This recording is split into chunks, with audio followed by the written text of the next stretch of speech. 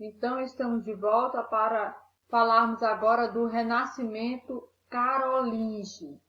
Então, dentro desse aspecto, vale a pena dizer o seguinte: no final do século VII e começo do século IX, tem início o Renascimento carolíngio. Então, é importante falar sobre o Renascimento carolíngio o seguinte: carolíngios é o nome da dinastia franca que sucedeu aos merovígios com Pepino o Breve e pretendia restabelecer o Império Romano do Ocidente. Por isso mandou construir escolas para resgatar a cultura latina adormecida nas antigas cidades da Gália. Ainda podemos dizer o seguinte, que com relação à Gália, o termo Gália é usado para referir à antiga região francesa, povoada pelos gauleses, que serviu como uma província do Império Romano. Assim temos o seguinte: é criada então a Escola Palatina, assim chamada porque funciona ao lado do palácio, sede de um movimento de difusão dos estudos que visa a reestruturação e fundação de escolas monacais. Escolas essas, né, que tinham em seus estudos questões religiosas, de escolas catedrais ao lado das igrejas nas cidades e escolas paroquiais de nível elementar. Assim, dando continuidade, temos o seguinte: com relação à questão dos ensinos que se voltavam para as universidades, temos o conteúdo do ensino, é o estudo das 7 artes liberais. Então, essas sete artes liberais, elas eram desenvolvidas de que maneira?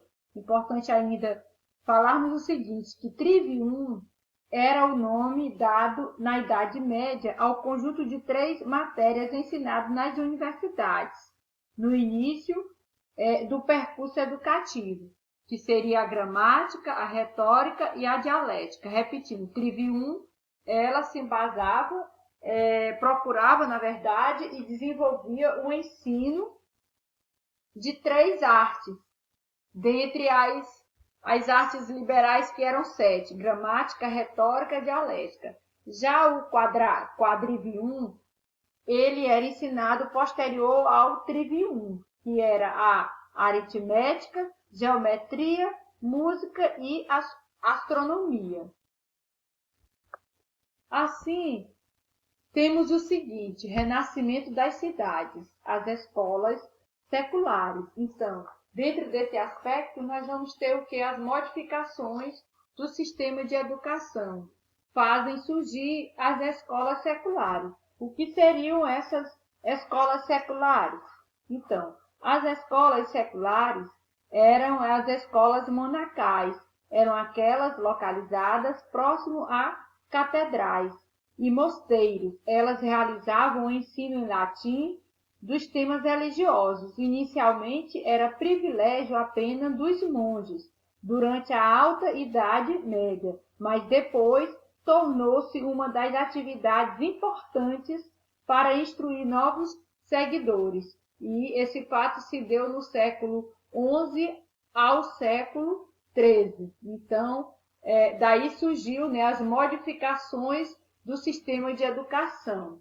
Fazem surgir, a partir dessas modificações do sistema de educação, fazem surgir as escolas seculares.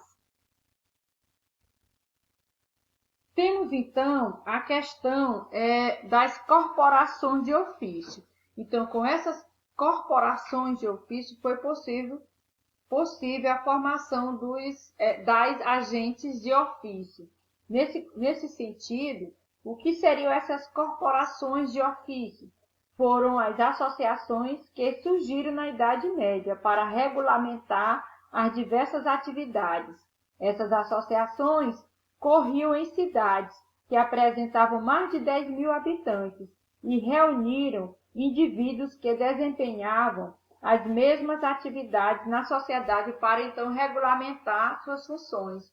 Que indivíduos eram esses? Eram ferreiros, sapateiros, pedreiros e outros, né? Assim, temos então a formação militar nesse período, né? Então, a formação militar, a educação do cavaleiro. Essa formação militar, ela se basava em educar os cavaleiros. Educação essa que se dava da seguinte maneira: a educação do cavaleiro não destaca a atividade intelectual, pois muitos sequer sabem ler ou escrever, mas valoriza as habilidades da caça e da guerra, bem como a formação espiritual, tendo em vista as principais virtudes do cavaleiro: honra, fidelidade, coragem, fé e cortesia. Então, vale, né, destacar novamente aqui que essa atividade de formação dos cavaleiros não se voltava para o ato especificamente de ler e escrever, mas sim para o ato de trabalhar as principais virtudes que um cavaleiro deveria ter, né, que era a honra, fidelidade, coragem, fé e cortesia. Isso no século X. Aí surge, então, no século XII, as universidades, né, que nós podemos estar observando aqui nesse slide: a Universidade de Bolonha, de Salamanca, Paris, Oxford, Universidade de Oxford, dentre outras. Formação das mulheres. Como era que se dava essa formação das mulheres? Então, a formação das mulheres se dava da seguinte maneira: as mulheres pobres trabalham duramente com seus maridos e com ele permanece analfabeta. Então, as mulheres exerciam, né, um fardo pesado juntamente com seus esposos, e dentre esses fardos, elas também continuavam analfabetas. A elas não era dado o direito, né, de se alfabetizar, apenas de estar trabalhando juntamente com os seus maridos, seus esposos, né? Então, as meninas burguesas têm acesso à educação apenas quando surgem as escolas seculares, como nós já colocamos, que eram as escolas monacais. Essas, né, que eram localizadas próximo às catedrais e monastérios, e ensinavam os preceitos religiosos. E as meninas nobres só aprenderam alguma coisa quando só aprendiam, na verdade, né, só aprendem alguma coisa quando recebem aulas em seu próprio castelo.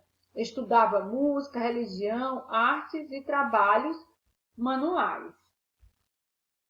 E ainda dentro, né, dessa questão da formação das mulheres, tem Santa Hildegarda, escritora e conselheira de reis e príncipes, né? Destaca-se pelo saber e religiosidade. Temos aqui algo para refletirmos, né? E o servo da gleba? Então, com relação a esse servo da gleba, se refere à servidão que na Idade Média era o estado da dependência de uma pessoa em relação à terra, em que trabalha e ao seu senhor, ou seja, a condição de servo da gleba era hereditária.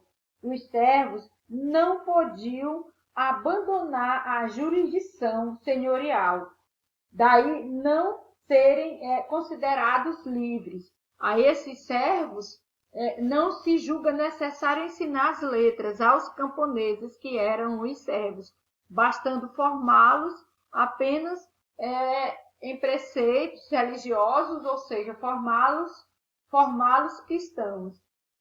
Vale a pena saber também que o servo da gleba aí, no caso, os servos, de modo geral, eles pertenciam à mais baixa classe social desta época. Então, meus amores, mais uma vez, desejo a todos bons estudos e espero que todos os assuntos aqui estejam bem esclarecidos e bem acessível ao processo de compreensão de todos. Até uma próxima aula.